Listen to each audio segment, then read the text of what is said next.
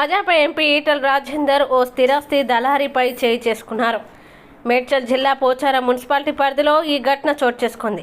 మున్సిపాలిటీలోని ఏకశిలా నగర్లో మంగళవారం ఈటల పర్యటించారు. బాధితుల ఫిర్యాదుతో స్థిరాస్తి దళారీపై ఈటల ఆగ్రహం వ్యక్తం చేశారు. ఈ క్రమంలో ఆయనపై చేయి చేసుకున్నారు. ఇంటి స్థలాల యజమానులను ఇబ్బంది పెడుతున్నారని ఎంపీ మండిపడ్డారు. హైదరాబాద్ చుట్టుపక్కల 30 ఏళ్ల క్రితం 40 ఏళ్ల క్రితం చిన్న ఉద్యోగాలు చేసుకునే వాళ్ళు, చిన్న వ్యాపారం చేసుకునేవాళ్ళు ఆనాడు భూములు కొనుక్కొని ఇల్లు కట్టుకుంటున్న సందర్భంలో మళ్ళీ మాకు వేరే రిజిస్ట్రేషన్ ఉందని చెప్పి దొంగ డాక్యుమెంట్ సృష్టించుకొని పోలీసు వాళ్ళని మేనేజ్ చేసుకొని, రెవెన్యూ అధికారులను మేనేజ్ చేసుకొని పేదలు కట్టుకునేటువంటి ఇళ్ళ మీద దౌర్జన్యం చేస్తున్నారు. మొన్న ఆరుంధతి నగర్లో, బాలాజీ నగర్, జవహర్ నగర్లో ఇట్నే చేస్తే మేము పోయి వచ్చినాం. పేదల వాళ్ళు 40 గజాలు 60 గజాలలో ఇల్లు కట్టుకునేటువంటి పేదల వాళ్ళు 40,000 50,000 జమ చేసుకొని ఒక రేకుల షెడ్ వేసుకుంటే కూలగొట్టిపోతున్నారు. 50,000 రూపాయల నుంచి 2 లక్షల రూపాయలు ఇస్తే తప్ప పేదలు ఆ రేకుల షెడ్ వేసుకునే పరిస్థితి లేదు.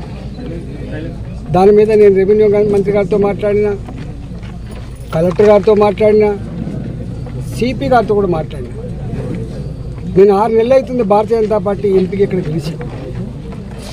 6 నెలల నుంచి ప్రతి నిత్యం కూల్చివేతల బాధలు తప్ప, పేదల కన్నీళ్ళు తప్ప, నా ఇండ్లు కూలగొడుతున్నారు, నా జాగలు గుంజుకుంటున్నారు, నేను కాంపౌండ్ వాళ్ళు కడితే కూడా గుండాలు బెదిరిస్తున్నారు, మా కాలనీలలో కిరాయి గుండాలు లిక్కర్ సీసాలు తెచ్చుకొని తాకుండా మా మీద దౌర్జన్యం చేస్తున్నారు.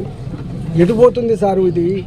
ఇంత పెద్ద విశ్వనగరం అని చెప్తా ఉన్నారు, ఇంత గొప్ప పోలీస్ అని చెప్తా ఉన్నారు, పేదల ప్రాణాలకు రక్షణ లేకుండా పోతుందని చెప్పి కన్నీళ్ళు పెడతా ఉన్నారు. నిన్న నా దగ్గరికి ఏకశిలా నగర్ కాలనీ వాసులు వచ్చింది. 1985, ఇవాళ కాదు నిన్న కాదు, 1985 ఆనాడు ఇక్కడ ఎకరం 10,000 రూపాయలు 5,000 రూపాయలకి ఎకరం ఉండే. ఇక్కడ ఆనాడు రియల్ ఎస్టేట్ వాళ్ళు ప్లాట్ చేస్తే కొనుక్కున్నారు. వాళ్ళు అందరూ కూడా రెవెన్యూ ఉద్యోగులు ఉన్నారు, ఇలా పోలీస్ డిపార్ట్మెంట్లో పనిచేసే వాళ్ళు ఉన్నారు, రిజిస్ట్రేషన్ ఆఫీస్లో పనిచేసే వాళ్ళు ఉన్నారు. ఇలా 32 డిపార్ట్మెంట్లలో పనిచేసేటువంటి ఆనాటి చిన్న ఉద్యోగులు ఇక్కడ జాగాలు కొనుక్కున్నారు. ఇవాళ ఆ జాగాలు ఇక్కడ ఇల్లు కట్టుకుందామంటే ఆనాడు దొంగల భయం కాబట్టి, రాళ్ళు రప్పలున్న గుట్టల భూములు కాబట్టి, చెట్లు కంచెలున్న భూములు కాబట్టి సెక్యూరిటీ భయపడి ఆనాడు కట్టుకొని మెల్లమెల్లగా జాగాల ఖరీదు పెరుగుతున్నప్పుడు, వాళ్ళకు 4 పైసలు జమ అవుతున్నప్పుడు ఇల్లు కట్టుకునే ప్రయత్నం చేసి కొంతమంది ఇల్లు కట్టుకున్నారు. ఇవాళ ఇల్లు కట్టుకునే ప్రయత్నం చేస్తున్నప్పుడు ఇక్కడ మొన్న కొత్త గవర్నమెంట్ వచ్చిన తర్వాత మొన్నటి వరకు పాలక మండలి, గ్రామ పంచాయతీ ఉన్నంత వరకు, మున్సిపాలిటీ ఉన్నంత వరకు వాళ్ళకి పర్మిషన్లు వచ్చినాయి. కానీ కొత్త ఈ గ్రామ పంచాయతీ పాలక మండలు వాళ్ళ టైం అయిపోయిన తర్వాత స్పెషల్ ఆఫీసర్ల పాలనను తెచ్చి ఇక్కడ కట్టుకునేటువంటి ఇండ్లకు పర్మిషన్ ఇస్తలేరు.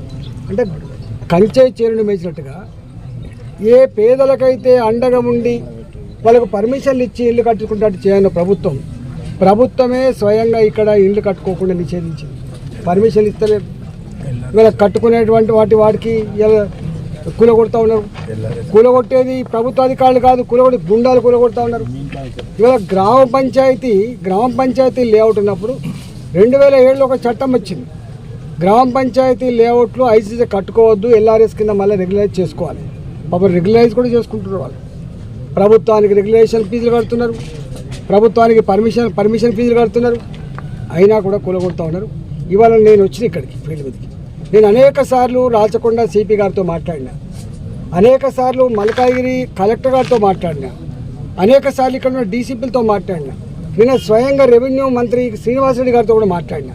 నేను ఇలా పోతున్నా అని చెప్పి